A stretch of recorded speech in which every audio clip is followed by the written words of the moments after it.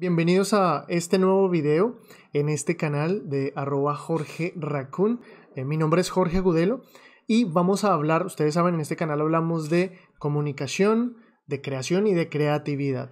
Todo en entornos digitales con el fin de poder llevarles a ustedes una especie de explicación a temas que probablemente sean muy complejos de entender en un principio, pero ese es el objetivo de este canal. Entonces hoy vamos a hablar de un tema muy importante, el cual se habla en muchos escenarios, principalmente en publicidad, pero también lo hablan en diseño, pero también lo manejan desde la comunicación, sobre todo la comunicación corporativa y la comunicación de marca. Por tanto, entonces vamos a hablar de algo que se llama la identidad visual, entendiendo la identidad y el componente visual, pero no dejando de lado la identidad porque eso abarca más elementos fuera del elemento visual. Para ello, me baso en un libro. Bueno, realmente en 3 libros, pero el más importante es el de Alina Wheeler, que ella hace un derrotero interesantísimo sobre la construcción de una marca. Es un libro muy recomendado, al cual sugiero que lo lean y lo revisen. Entonces vamos a ver en este video y en los otros videos ustedes también podrán observar lo que ya es concepto como tal de marca, otro concepto como tal de branding y que las características de las marcas, pero en este caso nos vamos a enfocar únicamente en el elemento de la identidad visual. Entonces, bueno, vamos a ver de qué se trata. Vamos a hablar entonces de identidad visual, ¿listo? Lo que significa o lo que nosotros conocemos como logos en la industria, lo que también conocemos como logotipos, pero ya iremos viendo un poco las precisiones de cada uno de esos elementos. Espero no ser muy extenso en este video, pero la idea es que nos quede un marco concepto en relación a esta proyección, bien, sobre el tema de identidad. Entonces entendamos que la identidad nuevamente es conseguir abstraer, la identidad visual es conseguir abstraer una idea muy compleja, sobre todo muy abstracta, de lo que significa una marca. Y cuando hablamos de marca hablamos de ciudades, hablamos de personas, hablamos de empresas, hablamos de organizaciones sin ánimo de lucro, etc.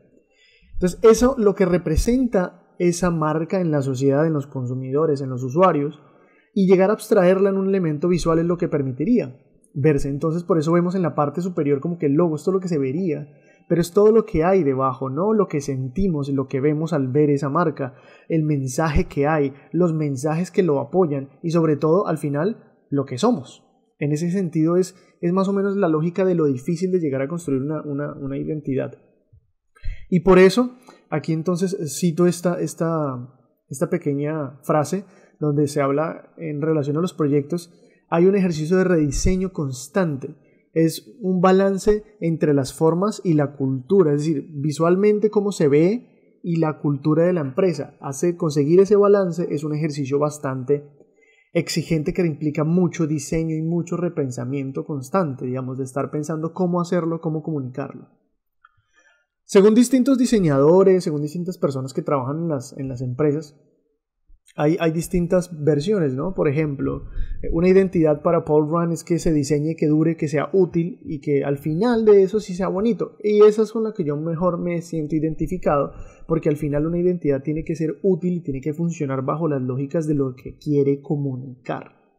Y después de esa lógica, sí que se vea estéticamente agradable. No quiere decir que por estar de último no sea importante, sino que quiere decir es que primero debe comunicar la funcionalidad y después sí debe comunicar. Yo lo veo desde esa perspectiva de manera muy personal, me siento muy identificado. Pero pueden ustedes ir leyendo. Otra que me parece muy interesante es la de Steph Hasebuller, que habla acerca de que la identidad debe tener un lenguaje y un vocabulario. Es decir, la identidad debe transmitir una personalidad, unas características, una forma de comportamiento, lo que algunas personas llaman arquetipo. Es decir, debe representar unas formas de hablar. ¿Listo? La marca debe tener unas maneras en comunicarse. Bien, y dentro de esas lógicas, pues es interesante cómo eso puede transformarse en un lenguaje. Entonces vamos a empezar a ver ahora sí los diferentes tipos y elementos. El primero es el logotipo y la firma. Dentro de esta lógica, bueno, la firma al final es ese implante, ¿no? Esa relación de la lógica entre lo que es el logotipo y la marca, o la marca y los logotipos de las empresas. Esa es la firma al final, ¿no? ¿Cuál es la estampa?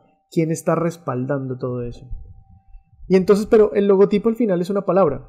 Pueden ser palabras que tienen su fuente y que fácilmente puede ser adaptable, digamos. pero que lo ideal es que en el futuro un logotipo no se mueva tanto, no se rediseñe tanto. Si es atemporal, es genial, es perfecto. Entonces ya veremos, por ejemplo, cómo a partir de existen variaciones, ¿no? La primera es entender que hay un logotipo, que es ver una tipografía como la de Google, que es unas letras que tienen un diseño en sí. La letra en sí está diseñada y Google es un excelente ejemplo de cómo funciona un logotipo. Pero también hay otras versiones, ¿no? Hay una versión que se llama el imagotipo, que es la lógica entre una figura, una forma, como la de Spotify, y unas letras que tienen su propio diseño y su propia tipografía. Ya veremos un poco cómo funciona esa tipografía ahí. Un isólogo, que es cuando empezamos a ver la combinación, ¿no? Tenemos el texto y tenemos las formas, y las formas se combinan. Si vemos en la anterior, Spotify y el loguito y la forma nunca se tocan, mientras que en el isólogo sí lo hacen. Y luego tenemos el isotipo, que es al final, yo lo veo como la cúspide. ¿Por qué? Porque es hacer que una forma en sí transmita ya el mensaje sin necesidad de tener un nombre. ¿Listo? Eso quiere decir que, por ejemplo, Apple, por ejemplo, Nike, entre otras marcas lo han conseguido, McDonald's, simplemente con ver un elemento, bueno, McDonald's probablemente no tanto, pero solamente con ver un elemento, usted ya sabe a qué marca se está refiriendo y no necesita el nombre. Esa es la cúspide, que necesita una creación y una consolidación o un posicionamiento de años en la mente de las personas que están consumiendo esa información. La identidad visual también tiene un color. Ese color representa emociones, transmite una personalidad. Cuando ustedes en la vida real se sienten tristes, por lo general su ropa lo está indicando, o ustedes dicen me quiero colocar algo que me haga sentir alegre y utilizan ciertos colores. No tiene que decir, o no quiere decir esto que un color represente ya de por sí un estado de ánimo, aunque existen patrones que sí lo permiten evidenciar y la psicología en este sentido nos ha ayudado bastante. Pero al final el color es, como lo menciona Alina, después de la forma, o sea, nosotros vemos una identidad, un logo, algo por el estilo, nosotros vemos una forma, después vemos el color y por último leemos lo que hay, el contenido, entendemos, comprendemos. Entonces el color es un elemento demasiado importante. Y sus variaciones son absolutamente interesantes e importantes. Y aquí hay una serie de preguntas que nos permite ver la autora con el fin de que podamos validar nuestras connotaciones alrededor del color. Y aquí los invito a que la hagan en sus propios ejercicios. ¿Listo? Porque el color no es solamente algo que se vea lindo. Nuevamente, bajo esta lógica tiene que haber un ejercicio científico, disciplinado y de comprobación bajo una funcionalidad. No solamente que esté armónico y estético, sino también que responda a una función. Asimismo va a funcionar la tipografía. La tipografía es un elemento muy interesante, es una ciencia bonita porque hay mucha mística detrás de ella, porque es que la tipografía logra transmitir en un lenguaje escrito lo que queremos decir de la marca. ¿Listo? La forma en que está escrita, las vicisitudes, los dibujos, las terminaciones, las formas, las inclinaciones, los grosores permiten ver y permiten transmitir de manera psicológica lo que queremos decir. Aquí hay algo interesante y es que en el 94 Vincent Conner es la persona a quien se le atribuye la creación de la tipografía Comic Sans, y esto lo mencionan en el libro efectivamente Just My Type de Simon Garfield.